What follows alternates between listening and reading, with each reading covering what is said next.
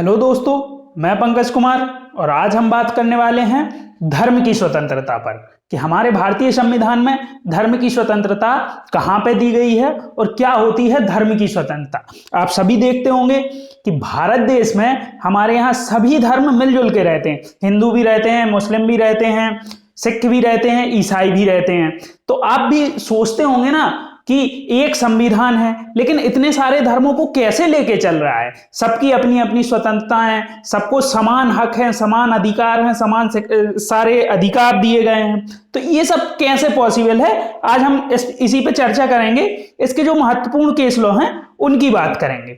चलिए हम बात करते हैं आज धर्म की स्वतंत्रता की। धर्म की स्वतंत्रता की यहां तो मैंने केवल केस लॉ लिख दिए हैं। इसके बाद थोड़ा सा पहले हम ये जानना चाहते हैं कि आखिर धर्म की स्वतंत्रता होती क्या है। तो हमारे जो भारतीय संविधान है, भारतीय संविधान में यदि हम बात करें तो अनुच्छेद 25, 26, 27, 28 इन 4 अनुच्छेदों में धर्म की स्वतंत्रता से संबंधित बात की है। ध्यान रखना है अपन को। जब हमें मेंस में शॉर्ट नोट्स में लिखने आता है कि धर्म की स्वतंत्रता पर या ऐसे लिखने आता है, तो भी हमें पीएससी में हो चाहे कहीं भी हो, जुडिशरी में हो या पीएससी में हो, 25, 26, 27 इन 4 अनुच्छेदों में धर्म की स्वतंत्रता की बात की है। इसके पहले हम थोड़ा सा ये भी जान लेते हैं कि आखिर धर्म होता क्या है, तो और धर्म क्या होता है, धार्मिक स्वतंत्रता क्या होती है। तो सबसे पहले हम यदि बात करें धार्मिक स्वतंत्रता की, तो धार्मिक स्वतंत्रता जो है, धार्मिक स्वतंत्रता से अर्थ ये है कि जो राज्य है, राज्य किसी भी धर्म को मानने में, कोई भी व्यक्ति है, कोई भी धर्म माने किसी भी प्रकार से, चाहे वो हिंदू धर्म माने या मुस्लिम माने या ईसाई माने या सिख धर्म माने, राज्य उसमें कोई भी हस्तक्षेप नहीं करेगा। ये राज्य की तरफ से क्या दी गई है हमें, धार्मिक स्वतंत्रता। अब बात हो गई हमारी धार्मिक स्वतंत्रता की। ठीक है, राज्य हमें नहीं रोकेगा, हम जो भी धर्म मानना चाहें, ये हमारी धार्मिक स्वतंत्रता होगी, ये तो राज्य ने हमें प्रोवाइड कर दी। लेकिन इसके आगे यदि हम बात करें, थोड़ा सा आगे चलें, तो क्वेश्चन ये आता है कि आखिर धर्म क्या होता है। समस्या तो यही है ना, आपने स्वतंत्रता तो दे दी, लेकिन ये तो बताया ही नहीं कि आखिर धर्म क्या है। भाई हम कौन सा धर्म माने। ठीक है, राज्य तो ये बोल रहा है आपको जो धर्म मानना है भारत में प्रवर्त है वो धर्म मानो, हमें कोई दिक्कत नहीं है, हम सबको एक समान राइट देंगे। तो धर्म की बात आती है जब, तो धर्म क्या होता है, थोड़ा सा हम देखें धर्म क्या है। देखो, संविधान में तो कोई धर्म की परिभाषा नहीं दी गई है, लेकिन एक जो अपन मानते हैं कि ये धर्म है, तो उच्चतम न्यायालय द्वारा एक बहुत ही बड़ी परिभाषा दी गई है धार्मिक स्वतंत्रता में। तो ये अपन थोड़ा सा देख लेते हैं। धार्मिक स्वतंत्रता सैद्धांतिक विश्वासों तक सीमित नहीं है, इसके अंतर्गत धर्म के अनुसरण में किए गए कार्य भी हैं। अब आप देख रहे हैं धर्म क्या है। मान के चलिए आप हिंदू रीति रिवाज से विवाह कर रहे हैं, आप मंदिर जा रहे हैं, आप पूजा अर्चना करते हैं, आप एक बोलें तो ये कि जितने भी हिंदू धर्म में व्रत करते हैं और पूरे हिंदू धर्म की उपासना करते हैं, तो इन सब चीजों से माना जाएगा कि आपका धर्म हिंदू है। ये इन्होंने यहां बताया है कि अनुसरण में किए गए कार्य, जैसे कर्मकांड, धार्मिक कार्य, संस्कृति, उपासनाओं की पद्धतियों की गारंटी देता है धर्म। तो हम सीधी सी बात है कि जब हम धर्म की बात करते हैं तो धर्म क्या है, धर्म जो आप स्वीकार कर रहे हैं। उच्चतम न्यायालय ने भी बताया यही कि धर्म में दो प्रकार से धर्म को हम डिफाइन कर सकते हैं। एक तो उसमें अंतःकरण आता है, वर्ड अपन समझ नहीं पाते हैं अंतःकरण क्या है। अंतःकरण का मतलब ये होता है कि हमारी जो आंतरिक स्वतंत्रताएं हैं वो हम पे डिपेंड है कि हम कैसी आंतरिक स्वतंत्रताएं मानते हैं किसी भी धर्म को लेकर। भाई हमें हनुमान जी को मानना, हम हनुमान जी को ही मानेंगे। हमें नमाज मानते हैं, हम नमाज को मानेंगे। हम चर्च जाना मानते हैं अंदर से, हम चर्च ही जाएंगे। मान के चलिए हम गुरुद्वारा जाना चाहते हैं, हम गुरुद्वारा जाएंगे। तो ये होती है आंतरिक स्वतंत्रता।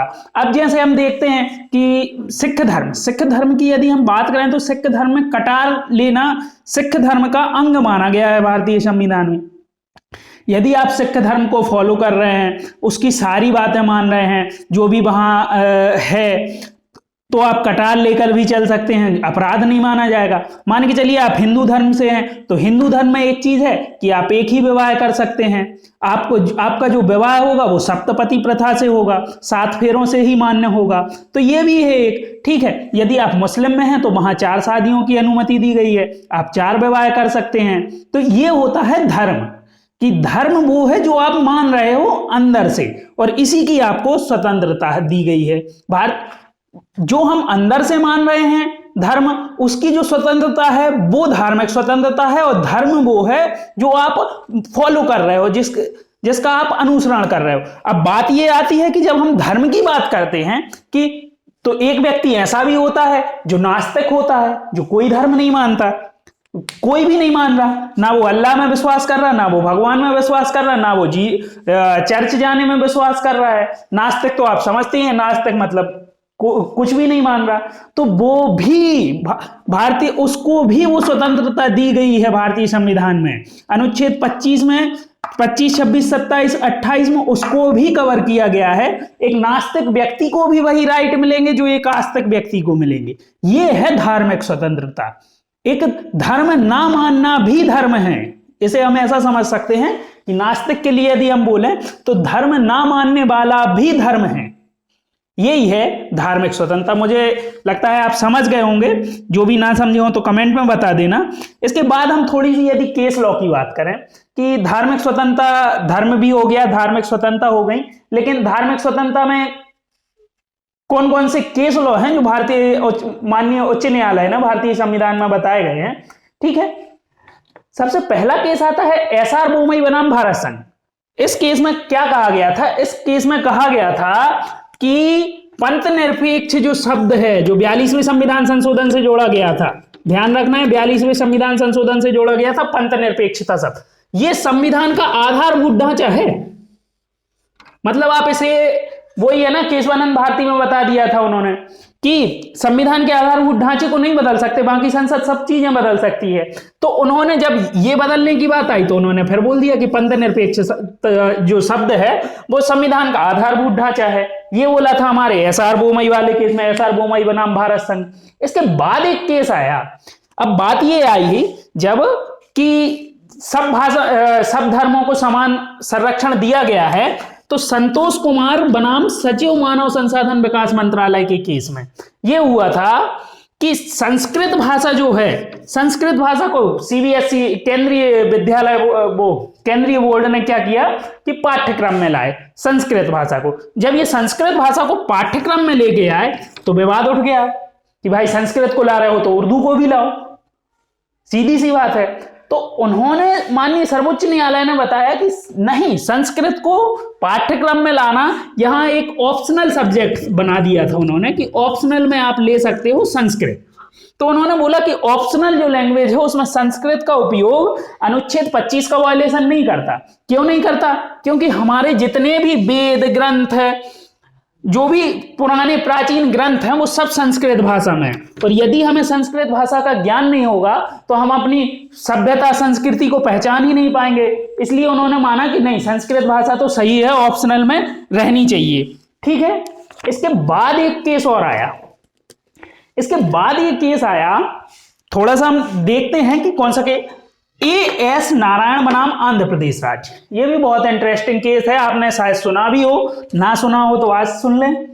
इसमें क्या हुआ, एक धर्माद अधिनियम 1987 है, उसकी धारा 34, 35, 37 और धारा 144 की विधि मान्यता को चुनौती दी गई। इस केस में मैं थोड़ा सा आपको बताऊं हुआ क्या था। इस केस में क्या हुआ कि जो बालाजी मंदिर है आंध्र प्रदेश में, बालाजी के मंदिर में जो पुजारी थे उनको लेके ये डिस्प्यूट हुआ था। तो उनके जो बच्चे थे उन्होंने ये कहा कि हमारे पूर्वज ही इस मंदिर में पूजा करते आए हैं और यदि आप हमें पूजा नहीं करने देंगे तो धारा 34, 35, 37, धारा 144 जो बनाई गई थी, ये सब हमारे अनुच्छेद 25 का वायलेशन करते हैं, ठीक है, हमारी धार्मिक स्वतंत्रता का वायलेशन कर रहे हैं यदि आप हमें वो मंदिर के पुजारी का पद नहीं दे रहे हैं।